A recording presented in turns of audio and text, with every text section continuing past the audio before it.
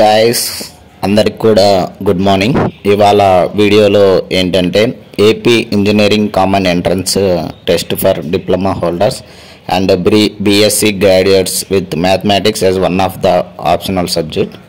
So దీని అంటే AP ECET అండి 2025 సంబంధించి నోటిఫికేషన్ అయితే రిలీజ్ అయింది.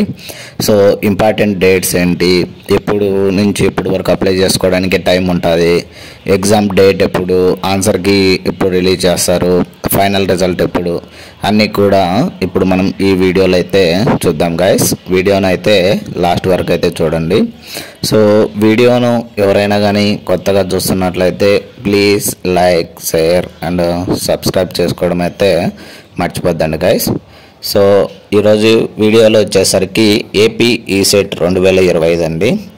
సో ఇంపార్టెంట్ డీటెయిల్స్ అన్నీ కూడా మనమైతే చూద్దాము.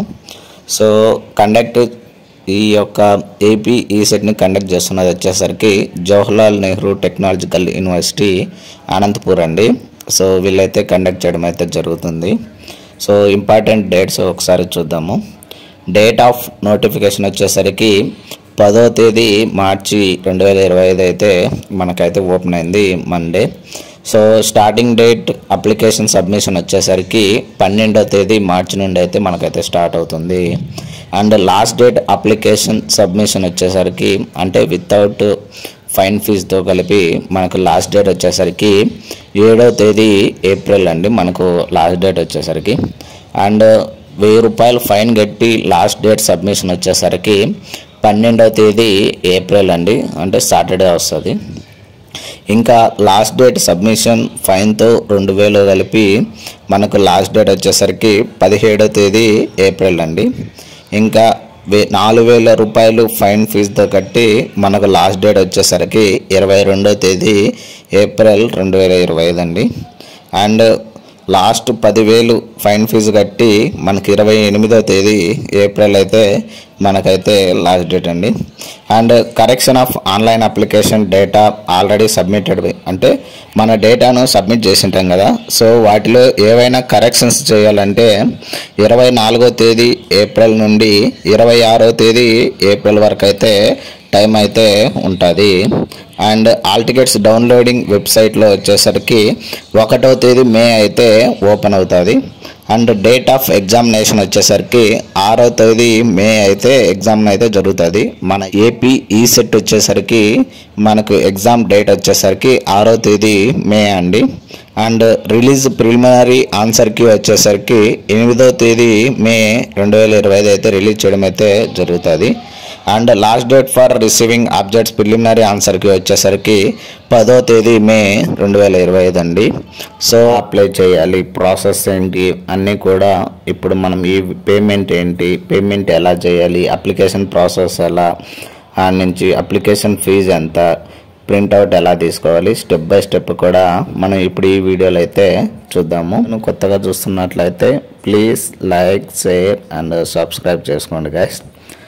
నెక్స్ట్ ఏపీ సెట్ ప్రాసెస్ విషయానికి వచ్చేసరికి స్టెప్ 1 వచ్చేసరికి eligibility criteria and fee payment details అన్నీ. సో దీనికి ఏంటంటే ఇక్కడ మీ యొక్క డిప్లొమా లేదా బీఎస్సీ ఆల్ టికెట్ నెంబర్ అయితే ఎంటర్ చేయాలి.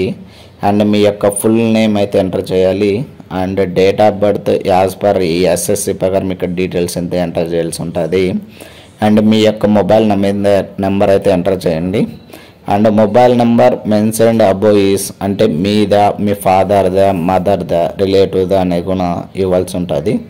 అండ్ ఆల్టర్నేట్ మొబైల్ నెంబర్ అయితే ఇవ్వాలని చెప్పారు. అండ్ ఇక్కడ మీ యొక్క మెయిల్ ఐడి అయితే ఇవ్వండి. అండ్ కేటగిరీ, మీ యొక్క కేటగిరీ ఓసీనా, బీసీబీనా, బీసీబీనా, బీసీసీ, బీసీడీఈ అండ్ ఎస్సీ క్యాండిడేటా, ఎస్టీ క్యాండిడేట్సా అనేది అయితే ఇక్కడ ఇవ్వాల్సి అయితే ఉంటుంది. అండ్ సబ్ క్యాస్ట్, సో మీ యొక్క సబ్ క్యాస్ట్ ఏంటనేది కూడా ఇక్కడ ఇవ్వాల్సింది అయితే ఉంటుంది. అండ్ పేమెంట్ విషయానికి వచ్చేసరికి మీరు ఏంటి నెట్ బ్యాంకింగ్ చేస్తారా, ఎస్బీఐ నుంచా, హెచ్డిఎఫ్సినా, ఐసిఐసినా, లేదా డెబిట్ కార్డా, క్రెడిట్ కార్డా అనేది అయితే ఇక్కడ క్లిక్ చేయాల్సి ఉంటుంది.